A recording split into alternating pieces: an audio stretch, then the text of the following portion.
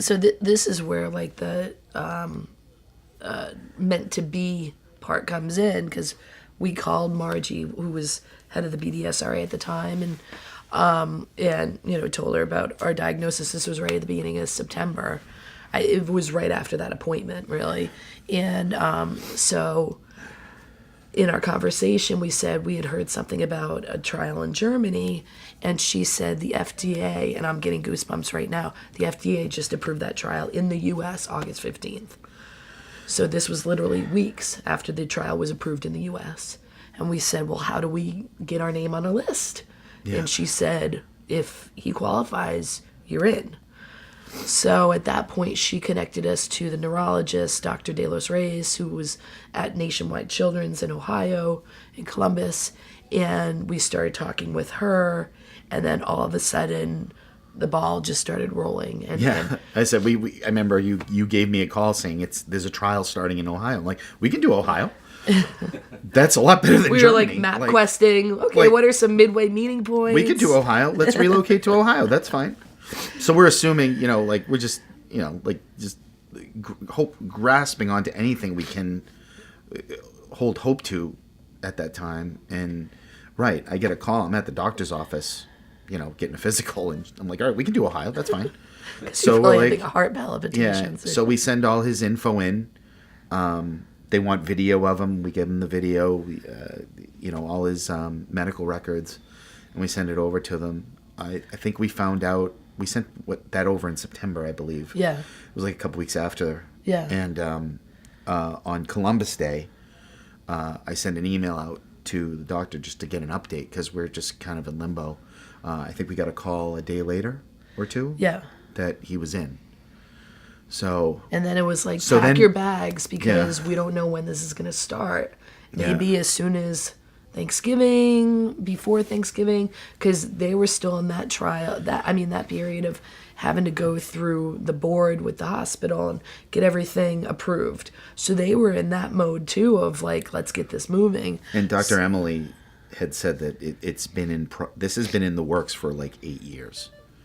It took that long to get it approved in the U.S. to actually go to trial. Yeah. So in terms of actually qualifying, and there was no real promise. We didn't really feel like we were in the trial until he was in surgery, getting the port put in, because it was, if he qualifies, but then there were kids that would have qualified and then had lost some skills. So by the time the trial actually got going, they no longer qualified. So we really, the entire time, we would think of it as, hopefully this is going to work out. And it wasn't until it was December 5th that he had his port put in that we felt, okay, this is official. Even when we were moving down to Ohio, or not moving down, even when we were going down to Ohio, that was the first time the neurologist was actually seeing Maddie in person. Yeah. She had seen videos and all of that, but she hadn't seen him in person.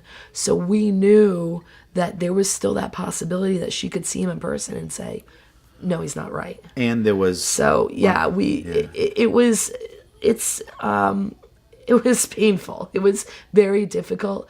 But I think it goes back to what Joe had said earlier, doing something.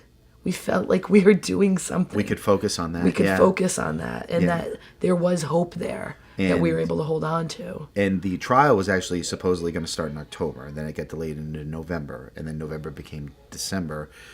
And we called Dr. Emily and said, all these other kids are falling off cliffs. From what I've seen, what about Matt? He is, and she said that because he had maybe a quote unquote milder form, that it wouldn't affect him that much.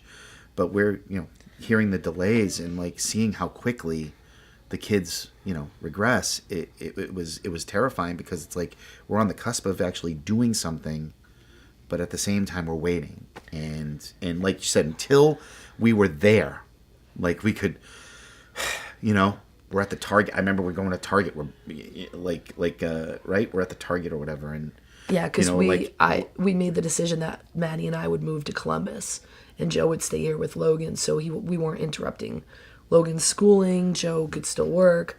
I was able to take time from my job, So we were literally moving Matt and I into an apartment in Columbus. So yeah, it wasn't until we were really, and at that point your son's in brain surgery, and that was the first time you could relax, which is very it doesn't make any sense, but at that moment.